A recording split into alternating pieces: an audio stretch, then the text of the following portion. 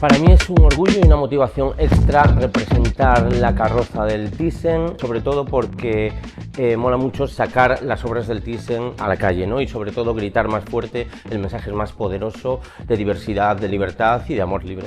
El mensaje que lanzaría a los artistas que participan en versión a Thyssen es sobre todo que no se preocupen de pertenecer a nada que les ate, sino que sean libres a la hora de elegir técnicas, de elegir propuestas y sobre todo ideas y creatividad, ¿no? Es decir, que no se sientan aislados en un género o en una disciplina, sino todo lo contrario, ¿vale? Yo creo que cuando no se puede catalogar algo es cuando más funciona y cuando más identidad tiene. Entonces, por encima de todo está la identidad y el lenguaje personal y sobre todo emocionar con el arte antes de cualquier disciplina o cualquier género.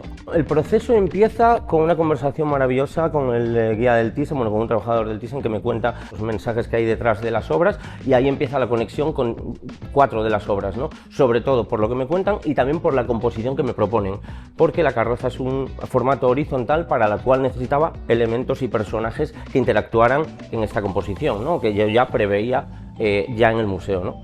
Entonces, este es el primer paso. El segundo paso es bajar a líneas, esto es decir, traducir a mis líneas o a mi lenguaje esta composición y estas posiciones de estos cuerpos, ¿no? Después de esto, lo que hacemos es colorearlo en la oficina en diseño y a partir de ahí pues se imprime y se valora cómo queda todo, ¿no? Me parece muy interesante y creo que necesario que un museo se preocupe de dar este significado extra a su colección y buscar dentro de su colección las que pueden pertenecer al colectivo y sobre todo porque es algo muy actual, ¿no? También el tema de que tenga un personaje detrás como su Aceo Crujiente contando su reinterpretación de las obras del Thyssen me parece súper actual, ¿no? Creo que un museo como el Thyssen está actualizado y por eso me siento muy orgulloso de hacer este trabajo con ellos. Me gustaría invitaros a todos a descubrir la carroza el día 4 en el desfile del orgullo y sobre todo las obras de versión a Thyssen.